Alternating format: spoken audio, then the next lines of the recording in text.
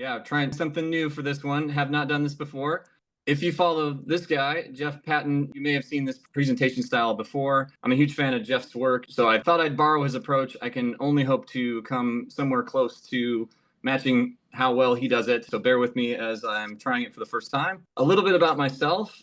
I graduated from Iowa State University in 2001, started my career with Accenture, implementing large waterfall projects with Accenture. When the Agile movement started infiltrating companies like Accenture around 2012, they sent me to Scrum Master class, got my certification, and then started delivering waterfall projects for state governments using Scrum, which, if you could believe it, was way worse than what we were doing previously. But I did become very interested in the Agile values and the principles that many of us are familiar with, and got curious around why we've been challenged as a community to bring some of these values and principles to these state government IT transformations, but also IT or Agile transformations of larger enterprises like banks, insurance companies, those sorts of places. I left Accenture about a decade ago and have been focused on seeking answers to that question of really, how do we go about bringing agility to some of these places that are more Agile resistant? And why is it that we struggle to really get to these outcomes when we bring product and Agile to these places and see how it works in maybe not a way that we hoped it would? And that's really what we'll be talking about today, is what I've learned in this decade's worth of researching these questions and the work I've been doing with the state of Minnesota to answer these questions as well. And hopefully I'll convince you to take a look at Minnesota's recently published request for information, which seeks input on a strategy we've just published, which is a strategy that I think answers these questions and goes on to propose how we could possibly do better. In the thinking around digging into these root causes and these questions, I spent a lot of time talking to people around their challenges, and 5 core challenges emerged that consistently stand in the way of effectiveness for these enterprises. And today I'll want to focus on just one of those, and it's the one where I believe most people invest significant time and energy, yet often approach it in ways that completely miss the mark. And that's in how we define and break down our work. Doing this poorly can prevent us from taking advantage of the values and principles that we would like to take advantage of. And many of you might already talk about this without referring to it as a work breakdown issue. For example, you might advocate for defining something as a product rather than a project, or you might prefer to use user stories rather than requirements. All variations that I would consider to be work breakdown structure challenges. And a good place to start talking about this challenge might be in a familiar place where people have solved these problems in the past and it's working well. And I mentioned Jeff earlier. He has a great video out called Output versus Outcome and Impact, which is in this format. It's fantastic. And if you haven't seen it, I would suggest watching it. I'll be recreating this using my interpretation of his content in my words and how I feel it addresses this work breakdown challenge in the very specific context of software product companies. When I say software product companies, I'm referring to a company that sells a software product to customers. These customers use that software product if they like it and it improves their life, and may make decisions to continue paying or paying more for the product, which is how the company makes money. Jeff spells out some of the work breakdown issues that are present in this environment. He talks about ideas. He refers to these ideas as scope. The challenge that he highlights is that there are lots of people in this environment that have ideas. There are the customers that have ideas about what they'd like the product to do differently for them, make their lives better. There's the product team who has ideas about how they could better change the product to be more effective. There might be support folks in this environment who are responsible for ensuring the customers are getting what they need from the product, who have ideas about how they could support those customers better. We might have sales folks out there who are looking to sell that product to new customers and might have ideas about how people that are out there in the world not using the product might be drawn in to use it, and new channels and ways to engage those new customers. And we also have business stakeholders or shareholders out here that have brilliant ideas about how we can make more money with that product. And maybe since these are the guys that get the money, we'll draw a yacht for them to be sitting on. I've left many people off this list, but lots of ideas happening from many of these different people, and they all bring those ideas and provide them and communicate them. And the issue that Jeff points out very well is that at the end of the day, we have too many ideas, more than we can feasibly implement with the capacity that we have. So what we usually do is we take the ones that we haven't implemented yet and we put them in a list called a backlog, and we organize them. We might prioritize that backlog, all these different items that we can't get to yet. We might even spend time putting these into epics and features and stories and tasks. And we might spend time arguing with each other about which ideas are called epics and which ideas should be called features or stories. And we might create definitions and criteria for how we name each one of these things and how we determine which one we call which item. And we might make elaborate structures in Jira or Azure DevOps to create and link everything using our naming system and keep that all organized. But all of this work breaking down and organizing our idea backlog may not help much because of the second major problem that Jeff points out, that most ideas suck and won't result in a customer's willingness to pay more or continue to pay for the product that they're using. If you talk to really any product person, they'll tell you 80 to 90% of delivered features are either rarely or never used. Most ideas suck. And this is made worse by the third thing that Jeff highlights, which is that we can't tell the difference between which ideas will result in the customer being more willing to pay for that product and which ones won't until we've implemented those ideas, given them to the customer, they've used them, and we've seen the impact of whether or not that helps or not.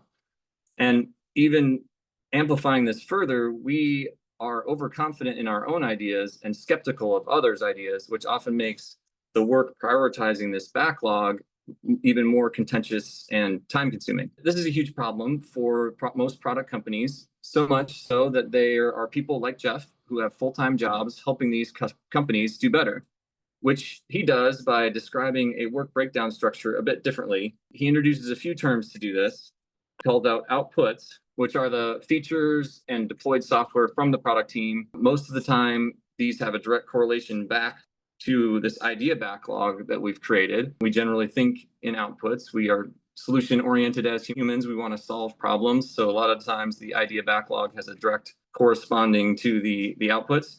He also defines outcomes, which are the benefits received by the customers, the reasons that their lives are made easier or the satisfaction they get from using the product. And he lists out impact, which is the benefits that the company gets from the customer receiving those outcomes: profit, market share, brand awareness, things that are making the company a more successful company. And the bottom line that he introduces for fixing all of these work breakdown problems is, instead of focusing our time on the outputs themselves and the ideas, we shift our focus to the outcomes. And we identify the outcomes that we feel are the most important and focus on those, run smaller experiments to evaluate which of the output ideas most effectively improve the outcomes, see which ones do, and either amplify or dampen accordingly. And usually when we do this, we find out that better ideas emerge that actually improve the outcomes, actually improve the impact, than any of the things that exist in this solution backlog that we have. That leads to better profit, better impacts, bigger yachts for our stakeholders, and everybody's happy. And while this sounds very easy to draw on this piece of paper, it's actually very hard to do, but not out of the question for product companies that are currently structured more or less in a way that allows them to pivot from a solution or idea backlog to a focus on outcomes and experiments and shifting that direction. That is not as true for large enterprises like banks, insurance companies, health companies, or state and federal governments, who are dealing with a structure that gets a little bit more complicated. I'll plan on walking through a state government example for this presentation, which is around providing services to residents. So in this scenario, we're talking about a customer that has a need, which is healthcare that they are unable to afford with their means, and the outcome is those services effectively provided to that person. And this example I've printed out is just one possible way to organize some of the structure that's needed to support this process. We might have a portal that allows the person to apply. We might have created a rules engine that applies those complex policy rules and makes sure we can figure out who should be eligible for which level of benefit based on a lot of the criteria. We might have a staff processing administration system that allows staff to review and process these applications as well as manage ongoing cases. This often will require third-party integrations that verify the information about the person to validate whether they are eligible. And once we've determined they're eligible, we send them down to a coverage processing system in a state environment. This is usually a Medicaid Management Information System, or MMIS. And depending on the eligibility conditions, we might send them over to an external managed care organization, or MCO, to handle that care coordination. The person can then go see providers who will want the guarantee that they can get paid so that they send in claims and receive payment. And because we don't want people to take advantage of this system, we have ways to evaluate for fraud, waste, and abuse. So at the end of this capability chain, we get the outcome, which is healthcare services provided effectively to the people that need them and eliminating the possibility of people taking advantage of this system. And so let's look at how we're typically organized to support this process, which is by function, system, and capability. Since it takes specialized skills to understand and maintain each of these components, we build organizational structures around them with independently managed silos in most cases across this flow. And each of these boxes may have one or more different siloed teams as well. We might have organized ourselves by a BA team, a dev team, QA team, or different variations of what's needed to support these different capability silos across the organization. And these might roll up to further siloed groups that exist to manage these areas. Ultimately, underneath an IT organization is a common way to structure this. And we might also have operations and policy staff that sit in these capabilities. And these people likewise roll up to other siloed management structures and divisions within one or more different business areas. And this is a fairly typical structure for what we'll see in managing this work. And I'll refer to this structure as being a horizontal worldview. Horizontally structured work, vertically structured hierarchy, and organizational structuring. And I use this word worldview intentionally. The horizontal worldview is really the inside looking out belief that this siloed structure is more or less inevitable and might be the only way to handle and manage something that's this complex. But from the outside looking in, we can see that that's not necessarily inevitable at all. It's what feels familiar and comfortable inside the environment.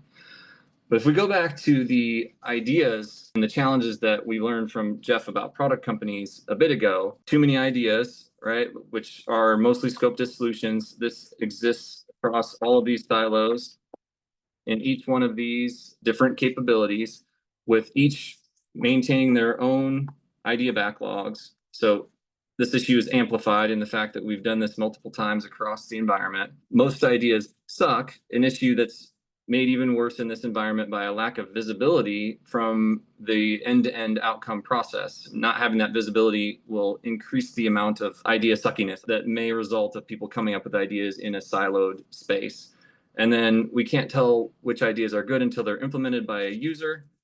That idea is also amplified by the fact that the lead times in these environments are often extremely long in order to determine how well an idea that we implement truly impacts the outcome to someone that needs it. And there are a couple additional issues that are introduced by this structure around the ideas as well. One of these issues is that ideas implemented in one silo are likely to require changes in the other silos in order to truly affect the outcome. They can't just be made in the silo. The problem being someone that's coming up with that idea doesn't have the influence or authority to make the changes in the other silos. And if they want their idea to be implemented, what they must then do is escalate that to their different management structures that must go up and down a tree in order to influence or direct the other groups to implement that change. Similarly, this is happening across all areas concurrently at once for all the different silos and the ideas that are happening, being escalated and being pushed back down to resolve which ideas should be implemented within this ecosystem. But because we're overconfident in our own ideas, this often creates a pretty good amount of contention between business and IT stakeholders in the environment. And we're often seeing many people advocating for their own ideas and trying to stop the ideas from others because everyone cares about this outcome and they feel like they have an idea that can help that be possible. They just need the coordination of the group to do it.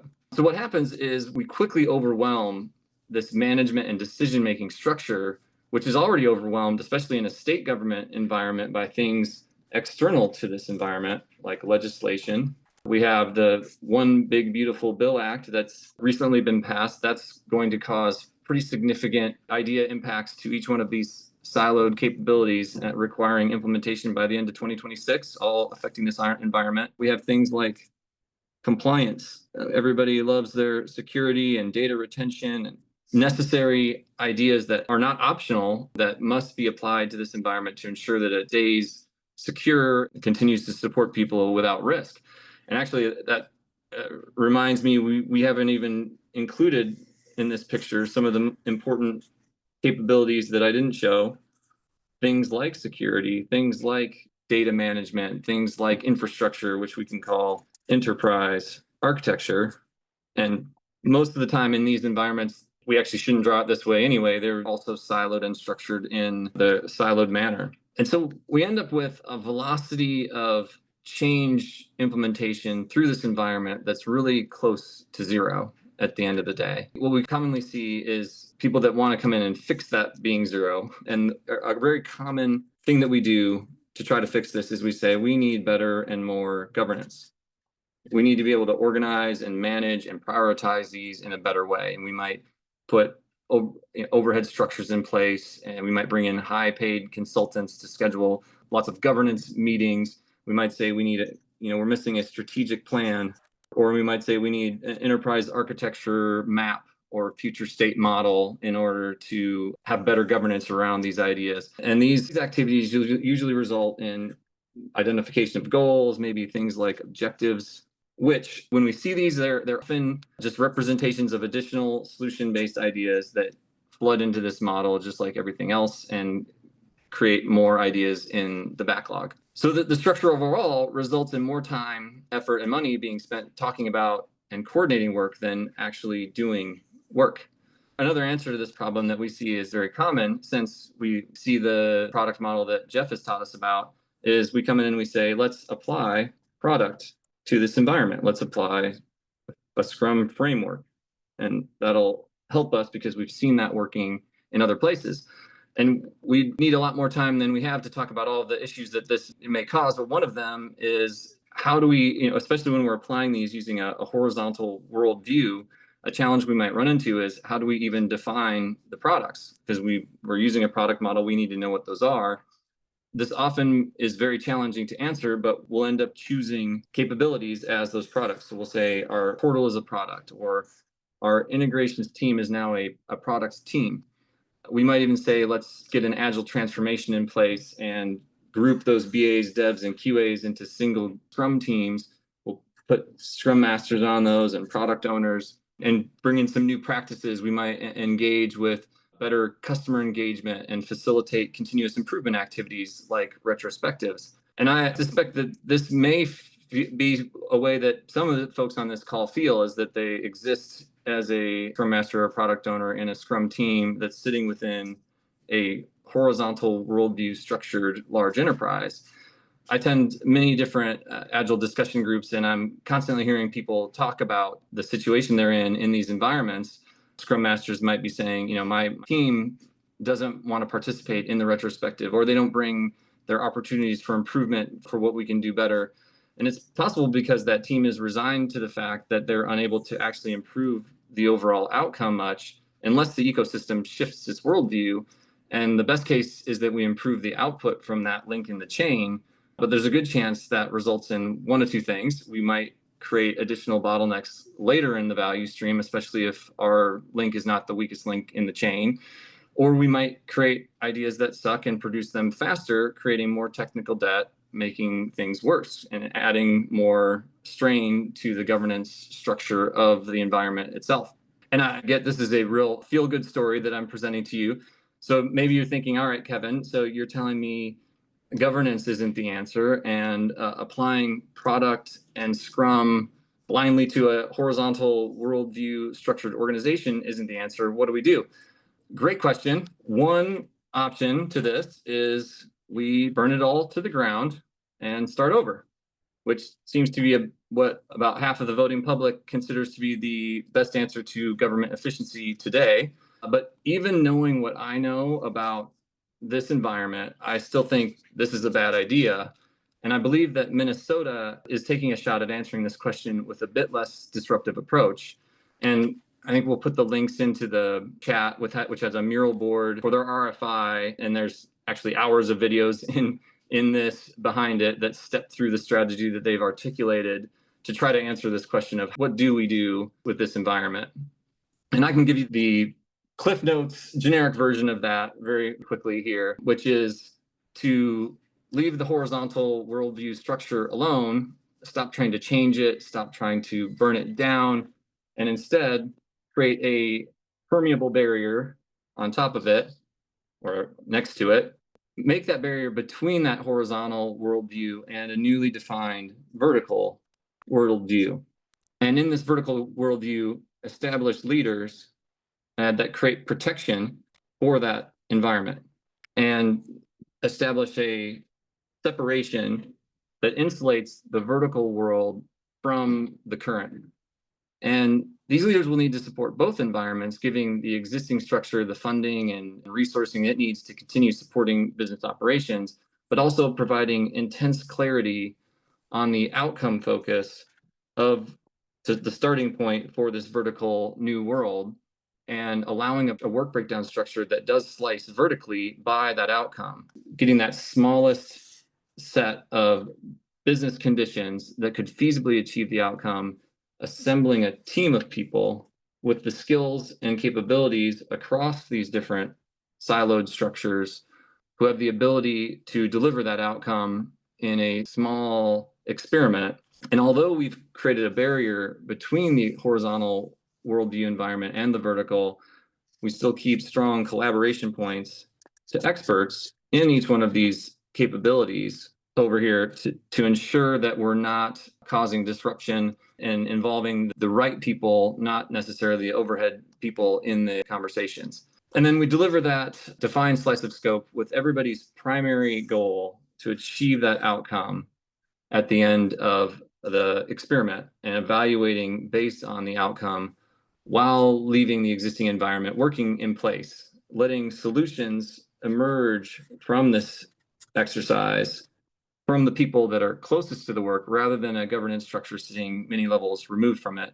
And then incrementally creating more and more people able to do this and more slices of outcome-driven work and building that momentum using a more of a change management approach of invite rather inflict, showing this environment to people that exist over here and not forcing them to be a part of it, but inviting them to decide on their own if that's a better place for them. And in doing this until we've transitioned from a horizontal worldview into a vertical one. And as you may be realizing, this is a bold strategy that Minnesota is putting forth, and they are looking for all the help they can get through an RFI. I encourage everyone in here to engage with the strategy content. I only covered one of the 5 challenges I mentioned earlier, and this strategy covers all 5 in depth. So if you're interested in participating, there are several things you can do. You can follow Minnesota DHS on LinkedIn. You can follow me on LinkedIn.